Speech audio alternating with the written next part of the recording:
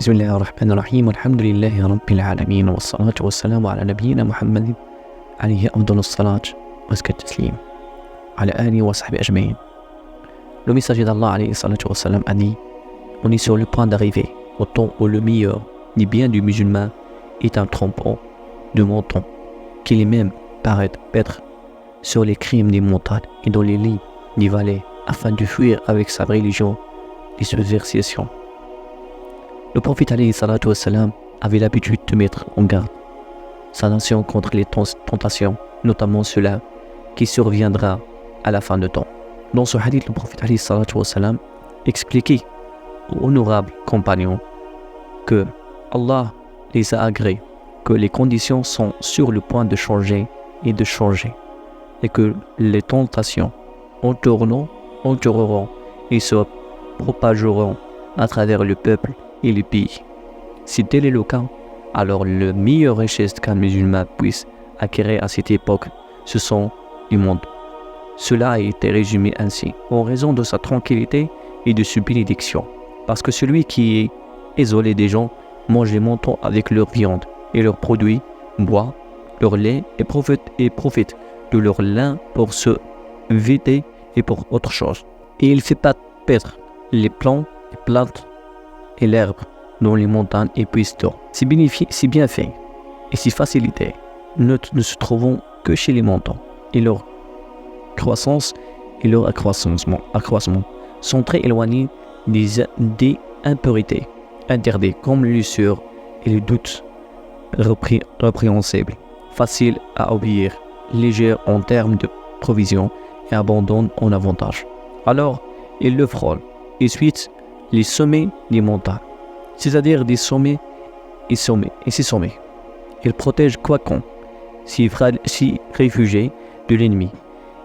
Et les lieux de pluie, ce sont les vallées et les déserts, parce qu'il y a trouvé du pâturage, de l'herbe et de l'eau.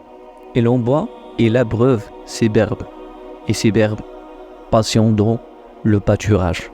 Il fait de peur que sa religion ne tombe dans ses tentations et cherche la sécurité, car Quacon il implique dans sa tentation, sa religion n'est pas exempte du péché. Ce que l'on entend par tentation dans le hadith est une religion dans laquelle la véritable est mélangée au mensonge. Une personne n'est pas capable de les distinguer. La vérité de se distinguer de mensonge. Il fait se ranger de côté de la vérité et de défendre le mensonge. Il est possible que ce que l'on tente par tentation soit ce qui est causé par la domination de la corruption sur les gens de l'époque, le renforcement des gens de mensonges et la faiblesse des gens de la foi, de sorte que celui qui y réside n'en est pas à l'abri. Alors il s'enfuit avec sa religion, parce que la calamité de la région ne se forçons pas dans le hadith la vertu d'élever des montants, et que c'est la richesse la plus bénéfique face aux tentations. Elle contient un avertissement contre les tentations. Se mêler à elle et tomber.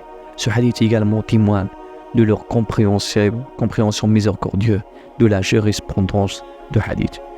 Cette bienveillance envers l'isolement se manifeste particulièrement lors de l'avènement des troubles qui menacent la foi. Ibn Hajar a déclaré explicitement que la tentation derrière la bienveillance envers l'isolement et qu'il survient à la fin de temps. Fin de hadith. Il a également mentionné que le récit indique la vertu de l'isolement pour celui qui craint pour sa foi. Les anciens en ont divergé sur la nature fondamentale de l'isolement.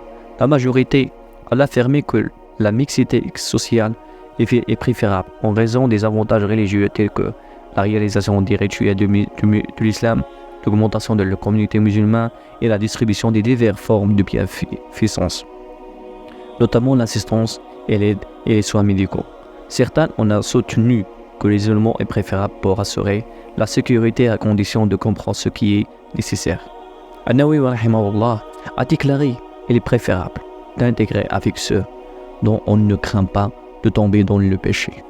En cas de doute, l'isolement est préférable. Fin de citation de Nawawi. D'autres, on a affirmé que la décision dépend des individus.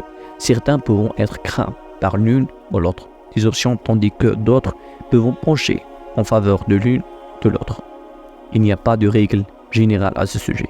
Si les deux options sont équivalentes, le choix dépend des circonstances. En cas de conflit, cela dépend du moment. Celui qui est capable de mettre fin au mal doit interagir, que ce soit de manière directe ou indirecte. Selon les circonstances, celui qui estime qu'il restera sain d'esprit s'il prend part à la Amr bil Ma'ruf et au Nahi anil Munkar devrait le faire.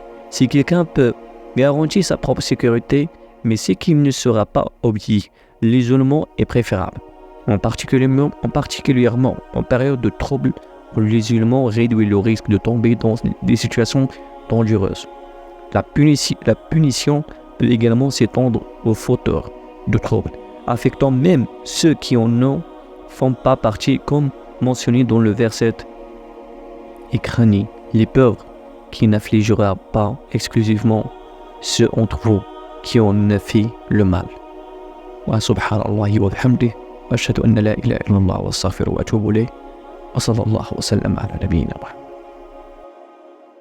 Merci d'avoir regardé notre vidéo et n'oubliez pas de vous abonner sur notre chaîne et partager la vidéo avec vos amis musulmans. Et vous pouvez également regarder d'autres vidéos sur notre chaîne. Wassalamu alaikum wa rahmatullahi wa barakatuh.